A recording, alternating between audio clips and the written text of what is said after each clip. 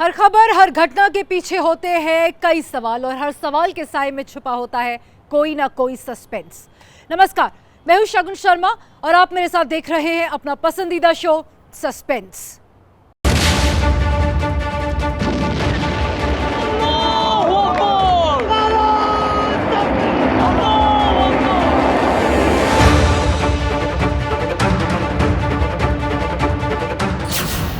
चौरासी बनाम 56 गाजा पार हमास दफ।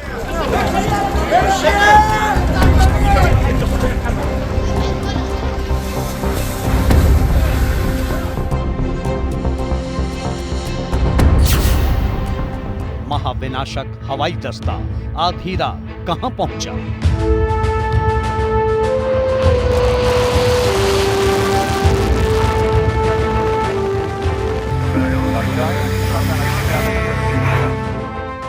बारह 12,000 टन बारूद बरसाया, सुप्रीम लीडर को किसने भड़काया?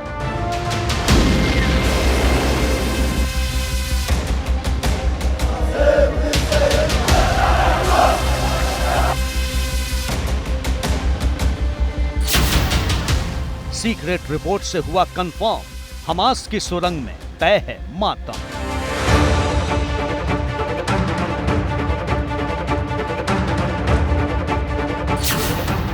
बहुत बड़ा खुलासा कर गए बाइडेन, क्या है महाजंग में देरी का सस्पेंस?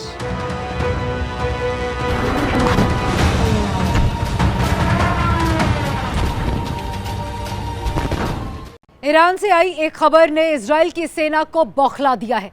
आईडीएफ यानी इजराइल डिफेंस फोर्सेस के सोल्जर्स इंतकाम लेने के लिए तड़प रहे हैं, क्योंकि पहली बार 7 अक्टूबर के ब्रूटल अटैक का कासिम सुलेमानी की ब्रिगेड से डायरेक्ट कनेक्शन सामने आया है।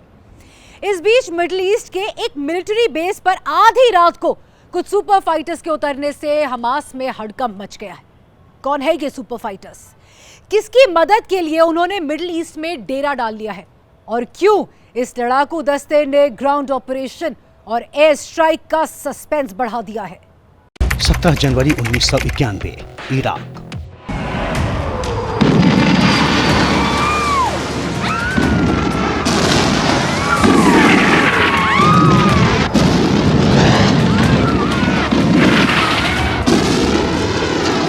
खाड़ी की जंग को 5 महीने हो चुके थे। सद्दाम हुसैन की सेना ने कुवैत के छक्के छोड़ा दिए। 1 लाख इराकी सैनिक 300 टैंकों के साथ कुवैत पर कब्जा जमा चुके थे।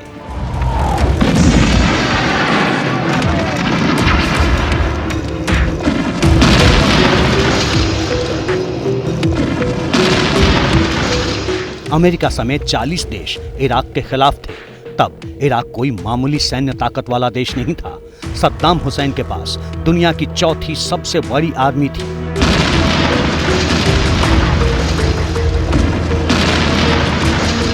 चालीस देश भी जब जमीनी लड़ाई में इराक को सरेंडर नहीं करवा सके, तो 17 जनवरी 1991 को अमेरिकी president George Bush senior TV पर आए और ऑपरेशन डेजर्ट स्टॉर्म का ऐलान कर दिया। To use all forces available, including ground forces, to eject the Iraqi army from Kuwait. Vietnam की जंग के बाद विदेशी जमीन पर यह सुपर पावर का सबसे बड़ा मिलिट्री ऑपरेशन था। The order for the first strikes in Iraq was given by President Bush. Operation Desert Storm had begun. अमेरिकी वायुसेना इराक और कुवैत में सद्दाम हुसैन के सैनिकों के ठिकानों पर बारूद बरसाने लगी।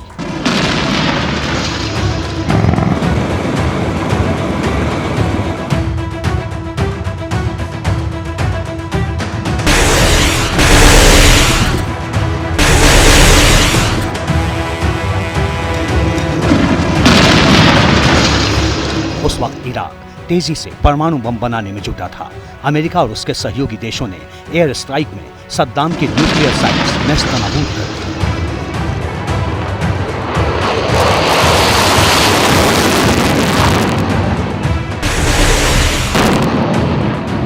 48 घंटे के अंदर सद्दाम हुसैन की सेना ने सरेंडर कर दिया। इस सरेंडर की सबसे बड़ी वजह था वो आसमानी सुपर फाइटर जिसके जंग में उतरने का मतलब है जीत।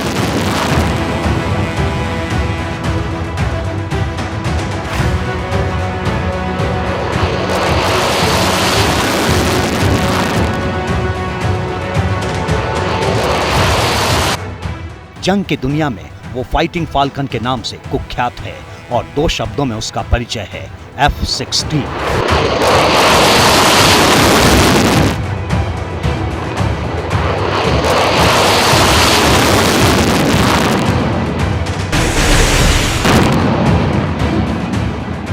इसराइल और हमास के बीच जंग में अब फाइटिंग फाल्कन कूद गया है। वर्ल्ड ब्रेकिंग न्यूज आई है कि मिडिल ईस्ट के एक मिलिट्री बेस पर अमेरिका ने F-16 लड़ाकू विमानों का एक स्क्वाड्रन तैनात कर दिया है।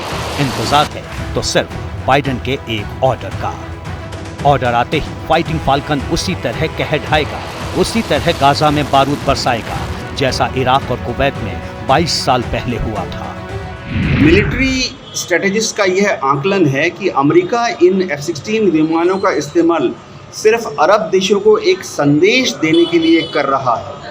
इस बात की संभावना बहुत कम है कि US एयरफोर्स के ये F-16 विमान इस युद्ध के दौरान हमास के ऊपर गाजा पट्टी में या वेस्ट बैंक में बम वर्षा करेंगे।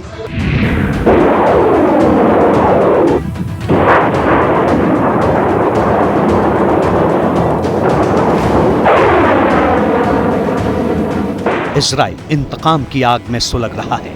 25 अक्टूबर की देर रात गाजा पट्टी में टैंक घुसाकर बेंजामिन नेतन्याहू ने अपने इरादे भी जाहिर कर दिए हैं।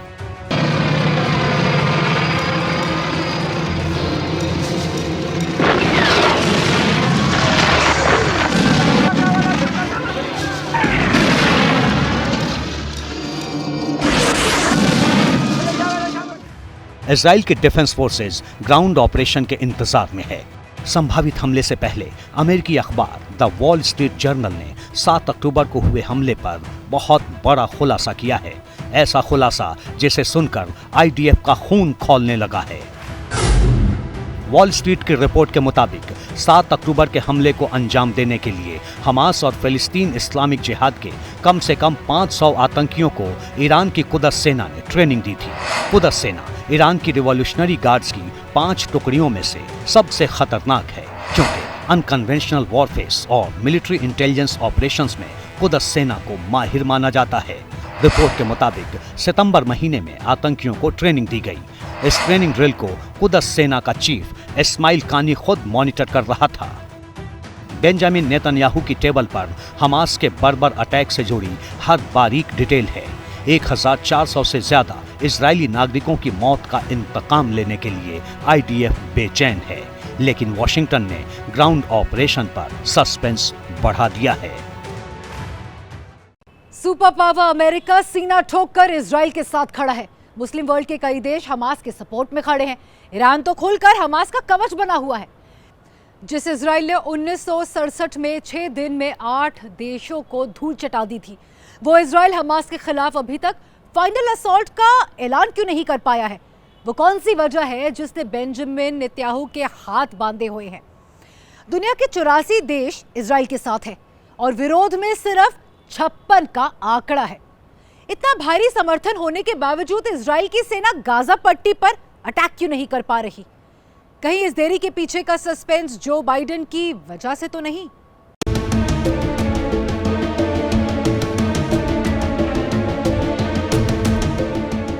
अमेरिका के वर्जीनिया में अर्लिंगटन काउंटी की इस पंचकोणीय इमारत को मिडिल ईस्ट का बच्चा बच्चा पहचानता है। यहीं से अमेरिका के दुश्मनों के खिलाफ मिलिट्री ऑपरेशन की प्लानिंग बनती है। ये है पेंटागन। अमेरिकी रक्षा मंत्रालय का हेडक्वार्टर। सूत्रों के मुताबिक गाजा पट्टी पर हमला और हमास के खिलाफ निर्णायक जंग अभी तक इसलिए शुरू नहीं हुई क्योंकि पेंटागन ने इजराइल से अभी इंतजार करने को कहा है।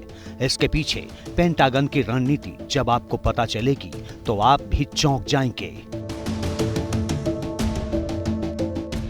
अमेरिका वॉर जोन के इर्द गिर्द एयर डिफेंस सिस्टम का ऐसा जाल बिछाना चाहता है कि उसके सैनिकों को कोई नुकसान न पहुंचे।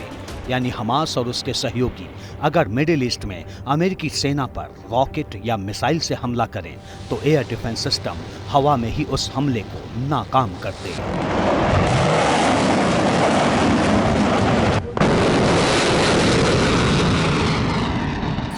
अपने सैनिकों को हमास, फिलिस्तीन, ईरान और हिजबुल्लाह के संभावित अटैक से बचाने के लिए पेंटागन करीब 1 दर्जन एयर डिफेंस सिस्टम तैनात कर रहा है, क्योंकि इराक, जॉर्डन, कुवैत, सऊदी अरब, सीरिया और संयुक्त अरब अमीरात के मिलिट्री बेस पर कई अमेरिकी सैनिक तैनात हैं जिन्हें युद्ध के वक्त टारगेट किया जा सकता है।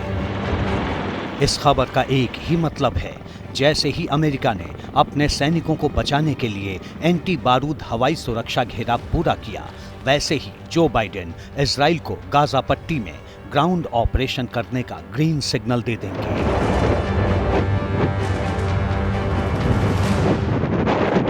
गाजा पट्टी पर अमेरिका की तरफ से किसी प्रकार की पहल नहीं की जाएगी, वहाँ किसी प्रकार की स्ट्राइक नहीं होगी। अमेरिका जो है युद्ध के अंदर एंटर नहीं करेगा, वेदर थ्रू ग्राउंड ट्रूप्स और थ्रू एयर स्ट्राइक्स, क्योंकि जैसे ही अमेरिका युद्ध के अंदर एंटर कर जाता है तो बड़े पैमाने पर दूसरे देश भी इंटरफेयर कर सकते हैं। ईरान आ सकता है और ईरान के पीछे नॉर्थ कोरिया भी खड़ा है, चाइना भी खड़ा है, रशिया भी खड़ा है। ऐसे में मैं जैसे कि मैंने कहा है, ये दस्ते का केवल और केवल मकसद है डटर करना उन ताकतों को जो इजराइल के खिलाफ कार्रवाई करने के लिए तैयार है। इजराइल और अमेरिका मिलकर गाजा पट्टी में घुस सकते हैं, ये बिल्कुल पॉसिबल है। इसलिए हमास को हिम्मत देने के लिए ईरान की रिवॉल्यूशनरी गार्ड्स आगे आई। रिवॉल्यूशनरी गार्ड्स ने कहा है कि अगर गाजा की जमीन पर यहूदी सेना ने अटैक किया तो गाजा आईडीएफ की कब्रगाह बन जाएगी। सस्पेंस में बस इतना ही। आपसे फिर होगी मुलाकात सस्पेंस की एक और शॉकिंग स्टोरी लेकर। नमस्कार।